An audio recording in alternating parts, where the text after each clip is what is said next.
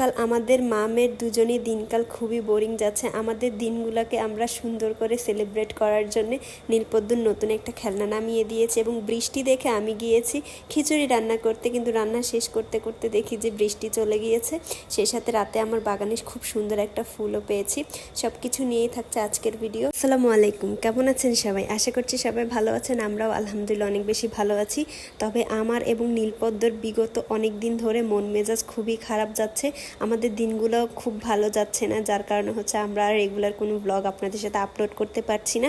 তবে যেহেতু এখন আমাদের মন মেজাজ ভালো করার দিকে আমরা যাচ্ছি, তাই ভাবলাম যে আপনাদের সাথেও আমাদের দিনের শুরু থেকে শেষ পর্যন্ত একটা ভিডিও আপলোড করাই যেতে পারে।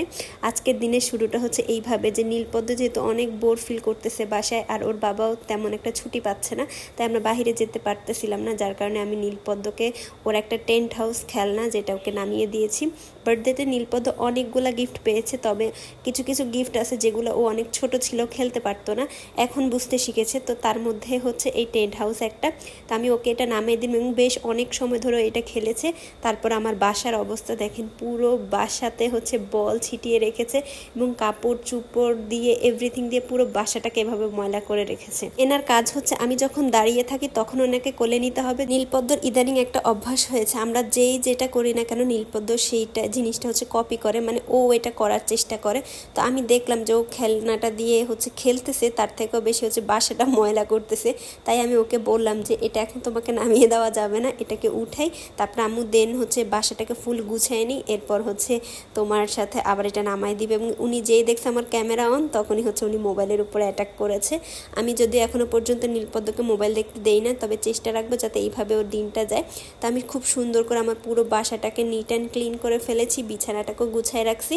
আর উনি হচ্ছে পরিপাটি বাসা দেখলে এভাবে বসে থাকতে অনেক বেশি পছন্দ করে। জাস্ট টেন্ট হাউসটা উঠানো 10 মিনিটের মধ্যে হচ্ছে ফামিদ ফাবিহা আসে আমাদের বাসায়, মানে পদ্মকে ওরা অনেক দিন পর্যন্ত দেখতেছে না, তাই ওরা সবাই পদ্মকে মিস করতেছে। আর নীলপদ্ম যেহেতু অনেক দিন ওদেরকে দেখতেছে না, তাই নীলপদ্মর অনেক মনটা খারাপ। ওরা স্কুল শেষ করে ডাইরেক্ট হচ্ছে আমাদের বাসায় চলে আসে এবং নীলপদ্ম ঘুম থেকে উঠে যখন দেখে ওদেরকে, তখন নীলপদ্ম অনেক বেশি সারপ্রাইজ হয়ে যায় এবং ও অনেক বেশি হ্যাপি হয়। যখনই নীলপদ্মর এরকম মন খারাপ দেখি, তখন আমি হচ্ছে হয় আপুদের বাসায় চলে যাই কিংবা আপুরা আমাদের বাসায় আসে। তো ফামিদ ফাবি আসার সময় আবার হচ্ছে সমোচা নিয়ে এসেছে, তো সেটাই হচ্ছে আমরা আবার খাচ্ছিলাম। ফারদিনও অনেক বেশি এনজয় করেছে টেন্ট হাউসটা দিয়ে। এরপর ওরা ওদের বাসায় চলে যায়। এরপরে আমি হঠাৎ করে দেখলাম যে বৃষ্টি শুরু হয়ে যায়, আর ঢাকাতে বিগত 3-4 দিন যাবৎ ধরে টানা বৃষ্টি লেগে আছে। তো আমার অনেক বেশি খিচুড়ি খাওয়ার ক্রেভিংস জাগতেছিল। আমি খাবো খাবো করেও হয়ে উঠতেছি না, আবার তানভীরও বাসায় থাকে না, যার কারণে হচ্ছে আমার কোনোভাবেই আমি এটা রান্না করতে পারতেছিলাম না। পরে আজকে ভাবলাম আজকে ঝড় তুফান যাই আসুক না কেন, আমি হচ্ছে আজকে খিচুড়ি রান্না করবই। এইবার আমার কাছে ভুনা খিচুড়িও খেতে ইচ্ছা করে নাই, লেটকা খিচুড়িও খেতে ইচ্ছা করে নাই। আমার কাছে হচ্ছে টাইপ অফ ভুনা এবং হচ্ছে টাইপ অফ লেটকা দুইটা মিক্সড করে হচ্ছে গরুর মাংসটা, অনেক আমরা বিরিয়ানি যেরকম রান্না করে খিচুড়িটাকে ওরকম গরুর মাংস দিয়ে মিক্সড আপ করে রান্না করতেছি। তো আমি যেই কাজ করা শুরু করেছি তখনই নীলপদ্ম আমার কোলে এসে উঠেছে এবং উনি আমাকে টোটাল হচ্ছে কাজ করতে দিবে না। তো আমি একসাথে সব মশলা দিয়ে মাংসটাকে হাতে মেখে দেন এটাকে বসাই দিব। হাতে মাখা গরুর মাংসের কথা কি বলবো, এটা তো বরাবরই অনেক অনেক বেশি মজা হয়।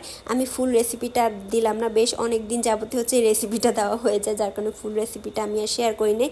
এই যে এখন দেখতেছেন, মানে সবাই ভাবছে বাচ্চা নিয়ে কাজ করা অনেক ইজি, তার মধ্যে একটা কঠিন আছে। যেমন আমি বললাম, আমি যখন দাঁড়ায় থাকি বা কোনো কাজ করি, তখনই নীলপদ্ম আমার কোলে উঠে বসে থাকে এবং ও চায় না যে আমি কাজ করি, ও চায় সারাদিন আমি ওর সাথে বসে থাকি, ওর সাথে খেলা করি, ওকেই টাইমটা দেই। কিন্তু সেটা তো আর সবসময় সম্ভব হয় না। গরু মাংসটাকে কষাইতে দিয়ে দিছি। আজকে আমি গরু মাংসটাকে অল্প অল্প পানি দিয়ে রান্না করব, একবার মিডিয়াম টু লো হিটে। আর গরু মাংসটা রান্না হয়ে যাওয়ার পরে দেন হচ্ছে আমি খিচুড়িটা বসাই দিব। মাশাআল্লাহ করে গরু মাংসটা এখনই দেখতে যেমন একটা কালার হয়েছে, খেতেও কিন্তু অনেক বেশি মজা হয়েছে। আমি একবার ভাবতেছিলাম যে এইভাবে কি গরু মাংস ভাতের সাথে খেয়ে ফেলবো নাকি খিচুড়ি রান্না করবো। পরে বললাম না, যেহেতু খিচুড়ি খেতে অনেক দিন যাবত ইচ্ছা করতেছে, তাই খিচুড়িটাই হচ্ছে রান্না করি। এরপর চুলার অন্য একটা সাইডে আমি এদিকে মুগ ডালটা ভেজে নিচ্ছি। আর মুগ ডাল ভেজে দেন চাল ডাল একসাথে মিক্সড করে আধা ঘন্টা পর্যন্ত এটাকে রেখে দিব। চাল ডাল এরকম ধুয়ে বা পোলাও চাল আগে ধুয়ে রেখে দিলে পোলাওটা ঝরঝরা হয় এবং খেতেও অনেক বেশি মজা লাগে আর নরম হওয়ার চান্স থাকে না। যেই আমি খিচুড়িটা রান্না করতে বসেছি তখনই হচ্ছে কারেন্টটা আমার সাথে প্রতারণা করেছে।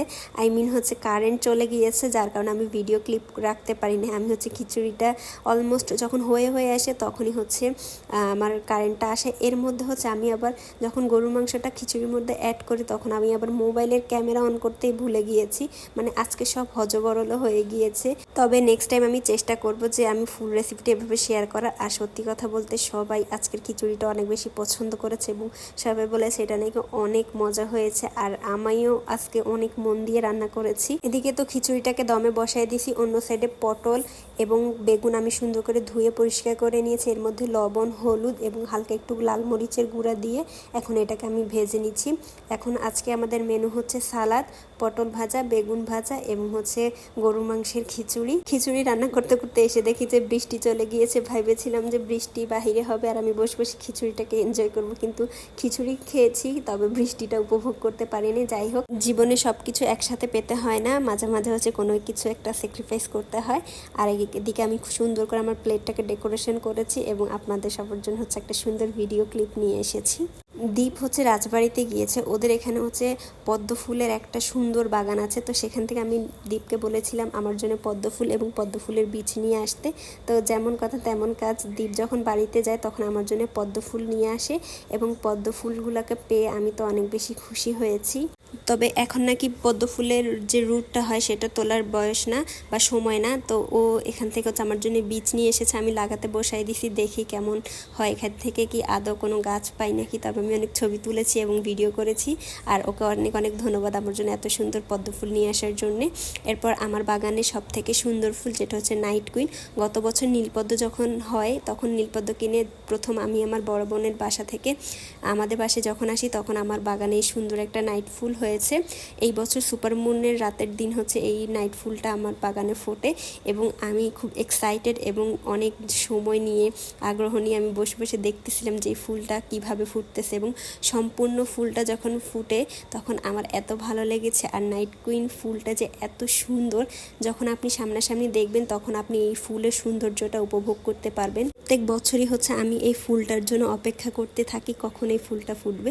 তো আজকের ভিডিওটা এখানেই শেষ করছি। আশা করছি ভিডিওটা আপনাদের সবার কাছে ভালো লেগেছে। সবাই ভালো থাকবেন, সুস্থ থাকবেন, আমাদের জন্য দোয়া করবেন। আল্লাহ হাফেজ।